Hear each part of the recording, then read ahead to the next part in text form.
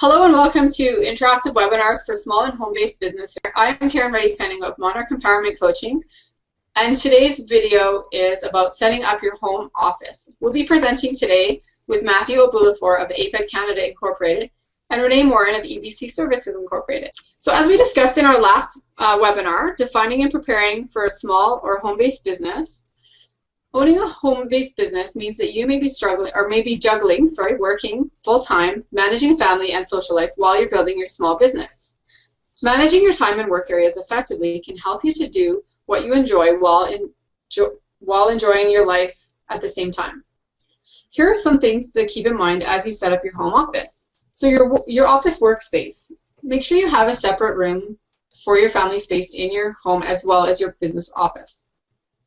Select a room with appropriate light, temperature, and space for you to work in to ensure protection of your business equipment, documents, forms, and filing, inventory, your current in-use and stock, and guest reception or meeting area. You want a separate space for your office and for a meeting and reception area if you have the space for it. You want to be able to write off the space for your taxes, so it needs to be identifiable as solely a business area. And also you want to be able to remain or to appear professional with your customers and clients that may be coming into your home. Renee, just a quick question. If a person doesn't have enough area for a separate business space within their home, what would you recommend that they do? Well, some of the really effective things that can be done are to put in temporary partitions. So, for instance, if you're doing a home presentation and you only have your dining room and living room, if you put in a temporary partition, which might be just temporary walls or even a curtain to some extent, and make the room a little more closeted so it becomes like a small meeting room, and you take out the personal items that might be around. You might have a table with your presentation materials on it, with your supplies, with your inventory, brochures, and you have enough seating for everyone. If you have a PowerPoint presentation or something to be presented, you want to make sure that you have a wall you can upload your screens to. You want to make sure that people are comfortable, that they can talk amongst each other while watching the presentation. So there's some small things that can be done by just separating a dining room from living room, taking out personal items, so you're really dealing with, you've created a workspace and a welcome area for guests, and putting your presentation materials out separate from personal items. And when the presentation is done for the night, you put those away and welcome your family items back. Excellent, thank you. And Matthew, I talked about here temperature. Why is proper temperature so important for our workspace? Well, especially the concern more or less is for our laptops and desktops, because at times if you're operating your computer in a place that is either too hot or too cold, it could actually cause some problems.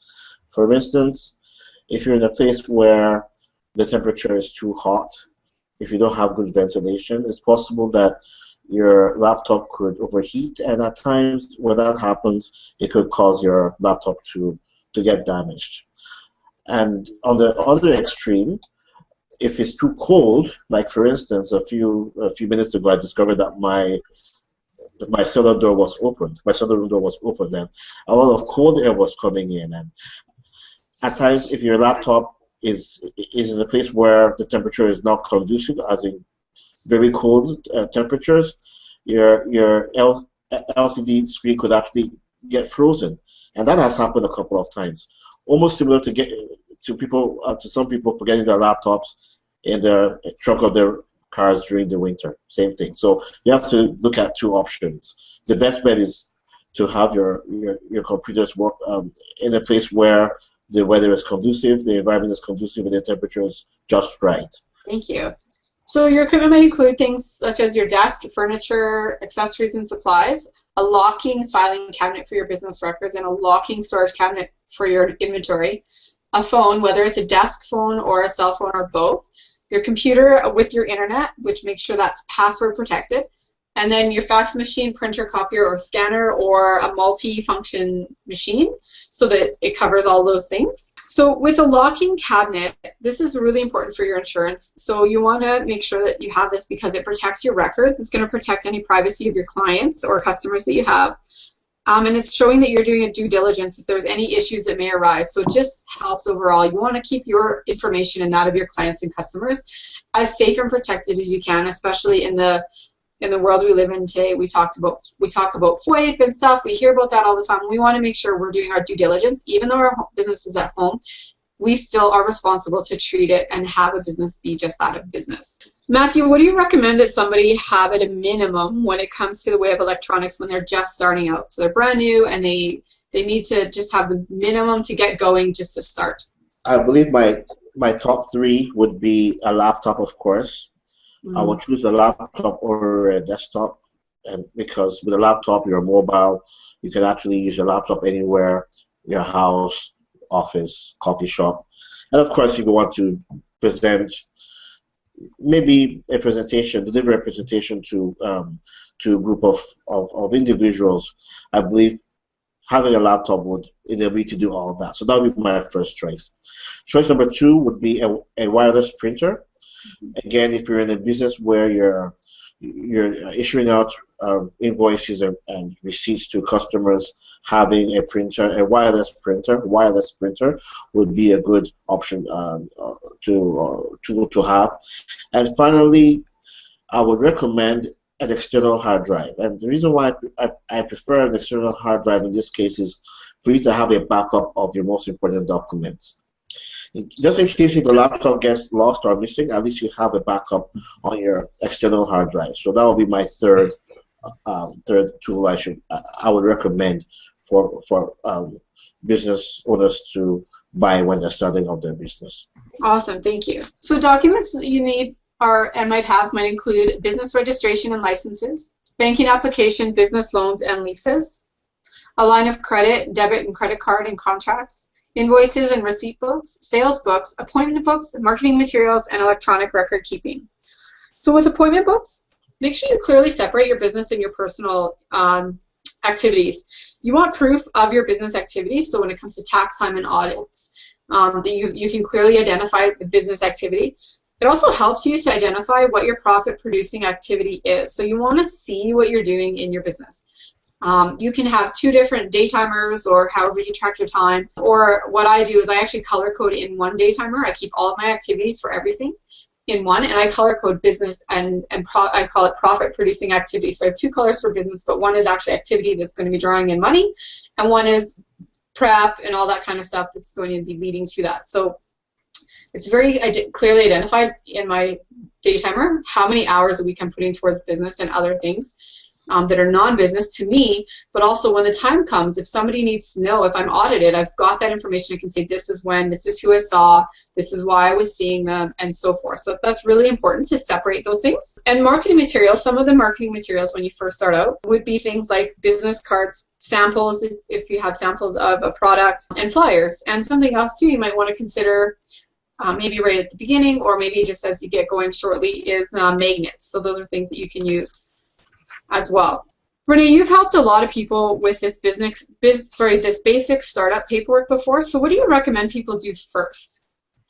I think the first thing that they need to do is to get over to the dollar store and get themselves a couple of file sorters, and those would be the two in the picture in our diagram. One would be the small one that you keep in your briefcase, in your purse, in your portfolio. You keep your gas receipts, your meal receipts, you keep all of the small documents in order, and you link them to your appointment book. You have it everywhere you go, so that when you begin to write down and register all of your costs and expenses, they're all in one place. The larger portfolio is for everything else. So if you don't have a filing cabinet, you can have a portable office, which is, it could be a banker's box, it could be the simple one in the diagram there. It has to have all of your documents in it. And if you're going to be able to prepare your taxes properly, you need to have every document that is revolving around your business. So did you register your business in your municipality, in your province, in your city? Have you taken out loans or leases? Do you have any receipts with debit, credit card, cash? What were they for? Annotate those receipts so that every month you empty the small portfolio, you record all your information, you can keep track through the year. And as you get closer to tax time, you don't have a big box full of receipts you have to sort. you're organized, you're ready, you know exactly what your expenses are, you've linked back your appointments to business, you've linked back your purchasing to things like advertising expenses, and you know exactly what you've spent. If you start early by identifying what your business will qualify for in terms of deductions, and you keep all your appropriate receipts, when you come to do your taxes at the end of the year, you've done your due diligence, you're organized, and you can present a good case for all that you have spent and all that you have earned.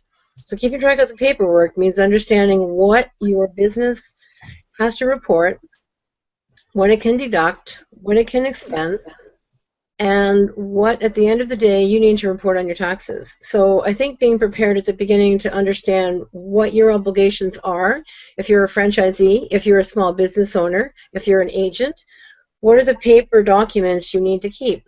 Then get them organized, and as you move through your business here, you may be adding or removing documents as that changes. But if you have a good understanding before you start making sales, you'll be in a better position to manage your expenses and receive your sales and payments through the year.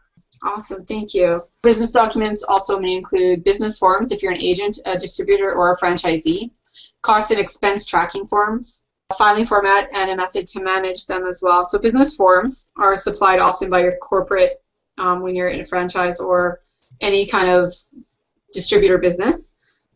They may be order forms, income forms, inventory and tracking, forms that you'll need, expense deductions, income forms.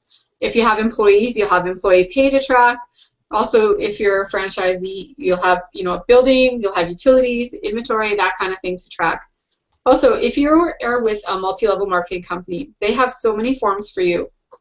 Make sure you use them. As same with franchisees, these are things that are there. They're there already set up systems for you for your benefit. So make sure you use them, help your business to grow, and use these tools.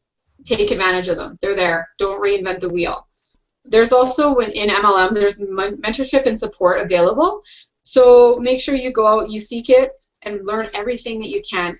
One of the key things, too, is keep it simple. So we talk about all this documentation. Keep it as simple as you can, but as accurate as you can.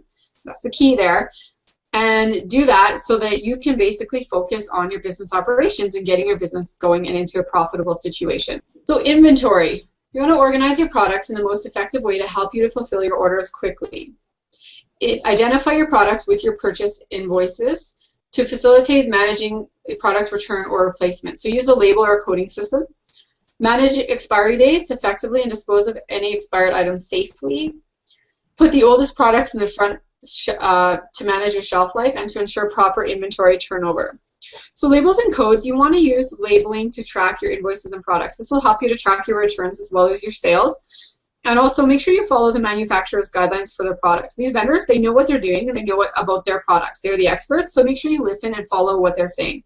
This is going to protect you as well as your customer when it comes to warranties, when it comes to even safety, depending on what your product is. So your guest reception area. You want it to be tidy and professional, and you don't want it to be cluttered with personal items. Like we mentioned earlier in the first few slides, you want to make sure you walk into something presentable from a business perspective. Create a temporary space as you need it. And when you're meeting somebody, make sure it's tidy and that it's not too crowded with ambient lighting. A couch or a smaller table with chairs, in an office is ideal. There's also your rec room or your dining or living room. And as Renee mentioned earlier, have it partitioned even. External meeting sites, so a coffee shop, a rental office, or even a hotel. These are places that you can use. When you're going out and meeting people externally in places like this, there's a couple of things you want to keep in mind. You don't want it to be too loud and you don't want it to be too quiet. So you want to be able to have that private kind of feel in a public place. You want to make sure you can hear each other, but you also want to make sure the person a couple tables away or even the table next to you is not able to hear exactly what you guys are saying, depending on what you're talking about and the type of business that you have. Something else to keep in mind is when you're out in these other places, these public places, is the internet accessibility. So is there free Wi-Fi? Isn't? And you need access to internet. Do you have a plan for that? Do you have an air card or something that's going to enable you to have Wi-Fi? So we discussed today setting up and preparing for your home office, managing your time and your space. have a dedicated workspace, and start with the basic equipment. That's all you really need to get started, just the basics. Have your basic paperwork in order. Make sure you're tracking your time and clearly separating business and personal activity. Start with your basic marketing materials and rotate and track your inventory. And most importantly, keep it simple. You don't need to go out and be all complicated. Just get the basics done so you can start working your business and making it, expanding it. Our next session, we'll be discussing the basics of setting up your home business. So we'll talk more then about your goals and your market. So stay tuned. Thanks for joining us today.